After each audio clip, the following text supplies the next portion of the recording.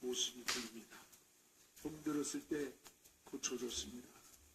배고플 때 먹을 것을 주셨고 올 때에 눈물을 씻겨주신 주님, 그러기에 주님 사랑한다고 그렇게 다짐을 하고 고백을 했던 말, 막상 빌라도 법정에서 자신들의 신분이 위기에 처하다 주님을 가차없이 버리고 도망가는 모습을 볼 수가 있습니다. 그들을 군중 속에 키워서 멀찍이 신분을 가리고 저 예수님의 심판받는 모습을 보고 있었던 거예요. 그때에 한 비자가 야, 당신도 예수와 함께 있던 자 아니냐? 라고 하니까 깜짝 놀라가지고 나 몰라. 난 예수라는 분을 몰라. 라고 하면서 부인을 합니다. 그럼 비자가 뭐예요? 비자는 그 당시에 문을 지키는 계집 종이 그들 로마 군인도 아닌 연약한 이 계집 종 앞에서 벌벌 떨면서 3년 동안 그렇게 사랑을 고백했던 제자들이 주님을 버리고 말았어요. 그때 또다시 한 비자가 찾아와서 야, 예수와 함께 있던 자가 분명하다. 그때에는 헐맹세를 하면서 헐맹세, 예수를 저 사람이라고 비하시키면서 주님을 가차없이 버리려 합니다. 그리고 또 한 비자가 찾아와서 야, 말하는 저 언어를 보니까 저 갈릴리 예수와 같은 사람이다. 여러분, 그 당시나 지금이나 그 지방 고유의 사투리가 있듯이 갈릴리 사람들만에 가진 사투리가 있어요. 그 말하는 걸 보니까 네가 분명 예수와 함께 있던 갈릴리 사람이라고 할 때에 여기에 마태복음 26장 70절에 이런 말씀이 나와요. 베드로가 모든 사람 앞에서 부인하여 이르되 나는 내가 무슨 말 하는지 알지 못한다. 모든 사람 앞에서 주님을 적절하게 배신하고 부정하는 거예요.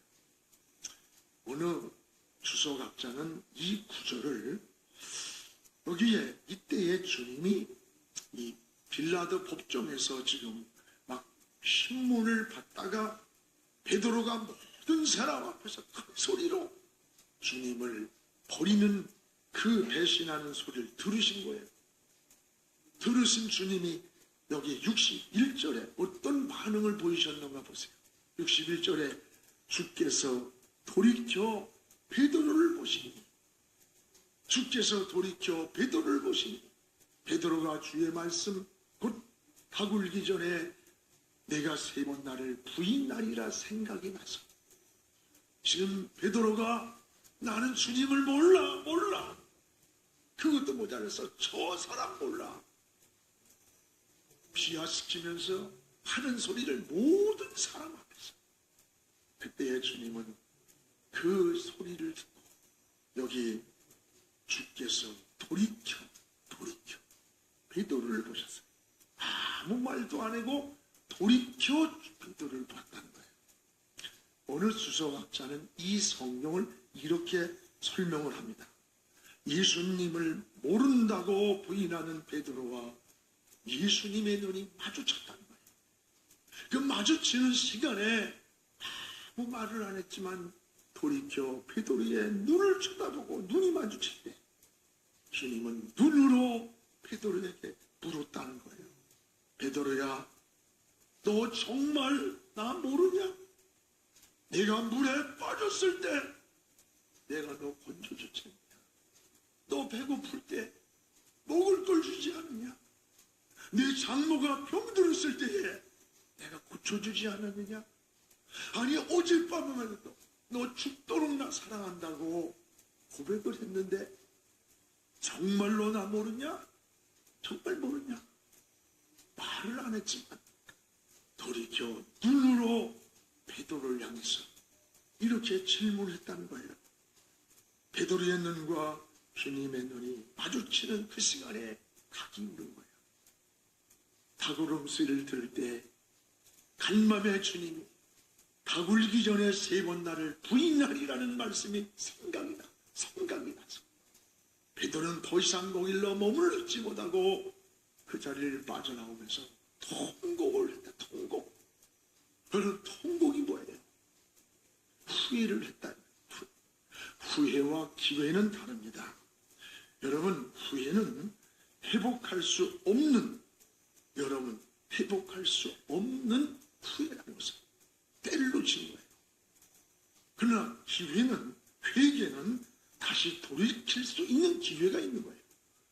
오늘 이 제자들은 회개가 아니라 돌이킬 수 없는 후회를 하는 거예요. 통곡을 하는 거예요. 오늘 여러분은 인생을 후회하며 산 적은 없습니까? 후회하는 일은 없습니까? 저와 여러분도 주님을 부인하던 오늘 그때 그 시간 그 현장에 우리가 있었다면 우리의 모습은 어땠을까? 저는 성지순례를 갈 때마다 예수님을 신문하던 그 빌라도 법정에 우리 가잖아요. 거기를 가면 꼭 이 예수님 생각이 나. 그때 그 시간 그 현장에 내가 있었다면 나도 틀림없이 제자들처럼 이런 모습일 것이다 라고 하면서 회개를 합니다. 오늘 시간 주님을 깊이 생각하면서 우리가 이 고난주간을 함께 주께로 시선을 집중하고 기도하는 시간 되기를 원합니다. 그러면 그토록 사랑을 고백했던 이 제자들이 왜 이렇게 힘없이 주님을 버려야 됐을까? 왜 이렇게 버려야 됐을까? 이유가 있습니다. 뭐든지 원인 없는 결과가 없습니다. 무엇보다 하나는 따라합시다. 내 의지로 주님을 따르려고 하다가 안 되니까 버리는 거예요. 오늘 33절을 우리 같이 한번 읽겠습니다. 그가 말하되 주여 내가 주와 함께 오게도 죽는 데에도 가기를 각오하였나이다. 지금 주님이 마지막 제자들을 모아놓고 속만찬을 하는 거예요. 최후의 만찬을 하면서 떡을 떼어주면서 받아 먹어라. 잔을 주면서 받아 마셔라. 내가 찢어줄 살이야. 내가 십자가에서 흘릴 피라. 이걸 먹고 마시지 않는 나와 상관이 없다. 그때 주님이 이 말씀을 듣고 제자들, 주여 나는 주와 함께 오게도 갈 겁니다. 난 주님 가는 곳에 죽는 자리까지 갈 각오가 되었습니다. 여기에 중요한 단어가 내가라는 건 내가라는 말을 주목하세요. 나는 언제든지 주님 버리지 않습니다. 여러분 얼마나 든든한 말입니까? 힘이 나고 위로가 되잖아요. 그러나 신앙은 여기에 함정이 있다는 걸 알아요. 여기에 치명적인 문제가 있다는 걸 알아요. 내가 있으면 반드시 넘어진다는 걸 알아요. 내가 한다, 내가 했지, 내가 있는 한 신앙은 넘어지는 거예요. 우리가 주님을 따르는 일은 의지도 필요합니다. 결심도 필요합니다. 그러나 그것만 가지고는 안 되는 거예요. 참된 신앙은 뭐냐? 오히려 나의 힘을 빼고 주님을 의지하는 겁니다. 그래서 이렇게 고백을 해야 돼요. 나는 못합니다. 그러나 주님은 할 수 있습니다. 나는 부족합니다. 주님 도와주셔야 합니다. 나는 힘이 없습니다. 주님이 힘 주셔야 합니다. 나는 길을 모릅니다. 주님이 내 길을 가르쳐주고 인도해줘야 합니다. 이게 진정한 고백이라는 사실이에요. 근데 제자들은 내 힘으로 주님을 따르겠다. 이 고백이 결국은 넘어지는 치명적 함정이었어요. 사랑하는 여러분, 오늘 우리의 모습은 어떻습니까? 지금 내가 앞서 있지는 않습니까? 내가 한다. 내가 충성했지. 내가 주의 일을 하고 있어. 내가 충성하는 거야. 이럴 때 우리는 어떻게 돼요? 야, 나를 알아주질 않아? 나를 몰라? 내가 이렇게 헌신했는데, 내가 이렇게 열심인데, 나를 갖다가, 여러분, 신앙은 내가 있으면 넘어지는 거예요. 오늘 내가 주님을 따른다고 할 때 33절에서 34절에 주님은 그 대답에 관심이 없었어요. 오히려 뭐라래요? 베드로야, 베드로야, 내가 네게 말한다. 오늘 닭 울기 전에 내가 3번 나를 모른다고 부인할 거다. 부인할 거다. 이게 무슨 말씀이에요? 내 힘으로 무엇을 할 수 있단 말이냐? 내 힘으로 뭘 할 수 있단 말이냐? 내 힘으로 따를 수 없다는 거예요. 그렇습니다. 여러분, 성경에서 넘어진 사람들의 모든 공통점이 뭔 줄 압니까? 넘어진 사람들의 공통점은 내가 나타날 때 넘어진 거예요. 내가. 여러분, 이거 깊이 여러분 묵상하십시오. 우시야 왕이 왜 버림을 받았어요? 천하를 호령하는 내가 저 핫산은 제사장들만이 들어가서 불을 밝힐 수 있다니, 내가 하늘 땅 이 땅에 내가 다스리지 못하고 할지 못하게 뭐냐? 근데 저 비실거리는 저 제사장들 저런 것들만 들어가서 뭐 불 달려 제사래? 그러니까 거기 가서 향을 달리려고 할 때 제사장들이 울면서 말렸지만 불이 치고 들어가서 불을 밝히고 나오는데 온몸에 한센병이 됐어요. 그 순간 구약에서는 한센병은 저주의 병이요 죄의 무병이라 지의 고아를 막론하고, 한센병이 걸리는 그 시간부터 그는 추방을, 자리를 빼앗겨요. 52년 동안 축복받았던 여러분 우시야 왕이 한순간에 버림을 받았어요. 비참한 말로로 끝났어요. 뭡니까? 내가. 언론은 다윗과 골리앗의 싸움이 뭐가 다르다고 생각해요? 다윗이 굉장한 힘이 있었습니까? 아닙니다. 다윗은 하나님을 의지하고 싸웠고, 골리앗은 자기를 의지하고 싸웠죠. 싸움의 승리는 하나님을 의지한 다윗에게로 돌아간 겁니다. 그렇습니다. 신앙은 내 힘으로 하는 게 아니에요. 내 힘으로 하는 게 아니에요. 내가 목회를 여기까지 하는 것도 내 힘이 아니에요. 나보다 더 좋은 조건, 그 친구들이 벌써 세상 떠난 친구들 많아요. 원래 사랑하는 여러분, 신앙을 내 힘으로 하려고 할 때에 우리가 지치는 거예요.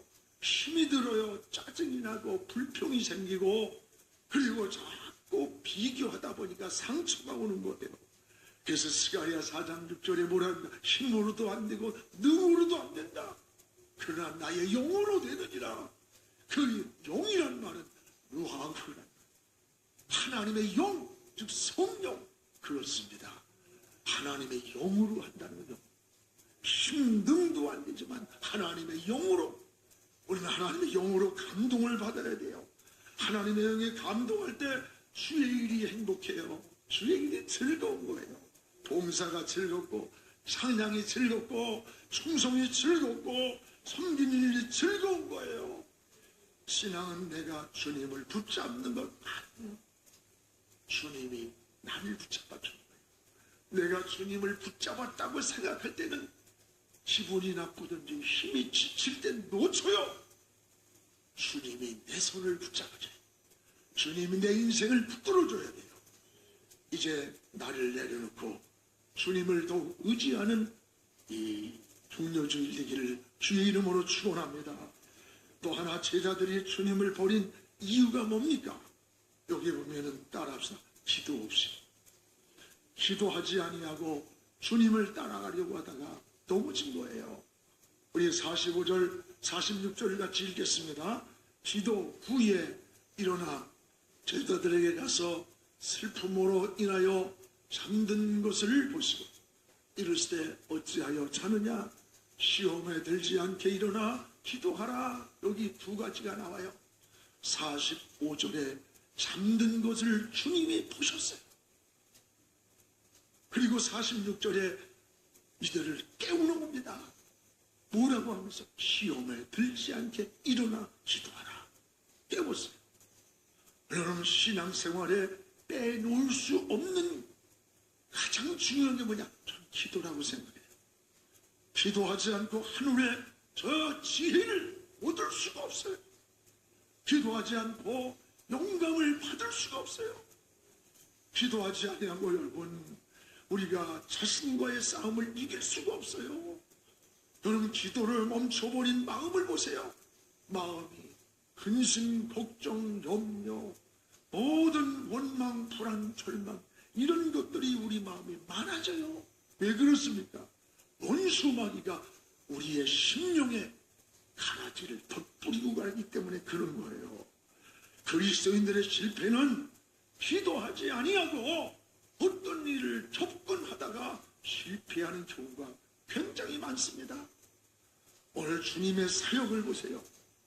출발에서부터 기도하셨고, 그리고 오늘 말씀의 마지막 겟셋만에서도 기도로 마무리를 하는 거예요. 여러분, 성도가 기도에 잠이 들 때에 마귀는 무섭게 문제를 안고 우리에게 찾아오는 거예요. 불이 꺼진 집에 도둑이 들어옵니다. 들어오시지. 오늘 신앙생활에도 영적 우리 기도의 불이 내 영혼 속에서 꺼져 있습니다. 근심, 걱정, 염려, 흑암의 가라지를 원수마귀가 뿌리고 가는 거예요. 사랑하는 여러분, 이번에 우리는 내일부터 특별 새벽 기도회에 우린 영적인 잠을 깨우기를 축복합니다. 우리가 문제를 안고 고민하지 마세요. 문제 안고 혼자 고민하지 말고 이제 가족과 함께 자녀들 다 같이 나오세요. 그리고 목장 식구들 함께 하세요. 이 성전이 차고 넘치다. 단수 1000명이 와서 하나님 앞에 엎드리는 기도의 함성이 우리 영혼을 살리고 우리의 교회를 살리고 우리 민족을 살리는 기도의 함성이 되기를 축복합니다. 저는 지난 시간들을 뒤돌아보면 하나님 앞에 진실하게 고백했던 기도들이 당장이 아닐지라도 지나고 나서 보면 다 이루어졌어요. 이루어졌잖아요.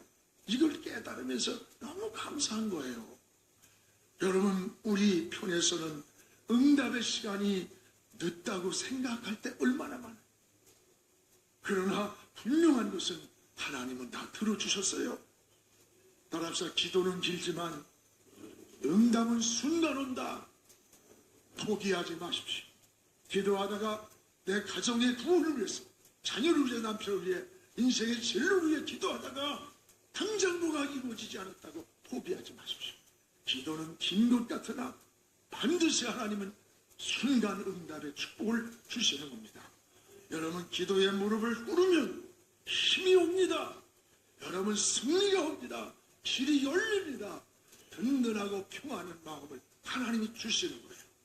이번 한 주간 새벽마다 저는 이런 기도를 했어요. 하나님이요, 애굽을 나온 백성들에게 그냥 보내지 않으시고 새벽마다 광야길에서 만나를 내려주신 하나님, 이번 우리 새벽마다 만나가 내리는 이 하나님의 은혜를 체험하면서 부활의 아침을 맞이하기를 주님의 이름으로 축원합니다. 그러면 어떻게 우리가 이런 신앙을 다시 회복할 수 있을까? 어떻게? 신앙이 회복되는 방법이 두 가지가 있습니다. 오늘 하나는 따라서 말씀이 생각났다. 하나님 말씀이 생각났어요. 우리 61절을 같이 읽겠습니다. 61절. 주께서 돌이켜 베드로를 보시니 베드로가 주의 말씀 곧 오늘 다구르기 전에 내가 3번 나를 부인하리라 하심이 생각나서 오늘 여러분 생각이 나야 돼요. 오늘 은혜가 뭔 줄 압니까?